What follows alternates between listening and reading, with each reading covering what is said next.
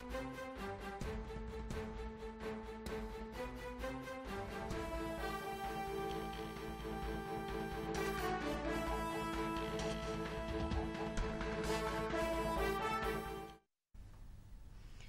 అంశాన్ని చూస్తున్నాం. హిందూపురం మున్సిపాలిటీని టీడీపీ కైవసం చేసుకుంది. మరింత సమాచారం మా ప్రతినిధి లక్ష్మీప్రసాద్ అడిగి తెలుసుకుందాం.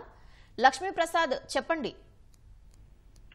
పవిత్ర 4 నెలల క్రితం అంటే వైసీపీ ప్రభుత్వంలో ఎన్నికైన Hindupuram municipal council chairman Indraja 4 నెలల క్రితం అంటే వైసీపీ ప్రభుత్వంలో హిందూపురం పట్టణాన్ని ఎలాంటి అభివృద్ధి చేయలేకపోయానని, నిధులు ఇవ్వలేదని, మున్సిపాలిటీల పట్ల వైసీపీ ప్రభుత్వము తీవ్ర నిర్లక్ష్యం చేసిందని ఆవేదన వ్యక్తం చేస్తూ బాలకృష్ణ సమక్షంలో 4 నెలల క్రితం టీడీపీలో చేరడం జరిగింది.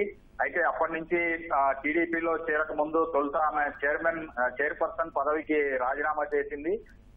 అనంతరం టీడీపీలో చేరడం జరిగింది.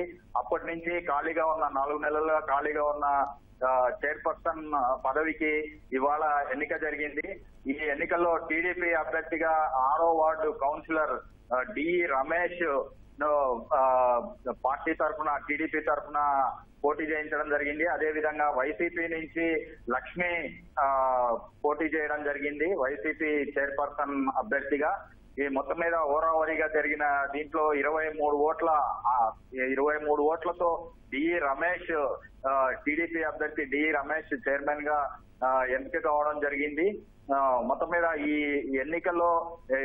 ఎన్నిక ప్రతిష్టాత్మకంగా తీసుకున్న ఎమ్మెల్యే నందమూరి బాలకృష్ణ నిన్న సాయంత్రమే హిందూపురం చేరుకున్నారు. ఇవాళ ఓటింగ్ లో పాల్గొన్నారు. ఎమ్మెల్యే నందమూరి బాలకృష్ణతో పాటు ఎంపీ బీకే పార్థసారథి కూడా ఓటింగ్ లో పాల్గొని వారి ఓటు వేశారు. ఎమ్మెల్యే ఎంపీలో ఓట్లు కూడా వేశారు. దీంతో 23 ఓట్లతో D Ramesh Hindupuram municipal chairman గా ఎంపికయ్యారు. పవిత్ర, ధన్యవాదాలు లక్ష్మీప్రసాద్.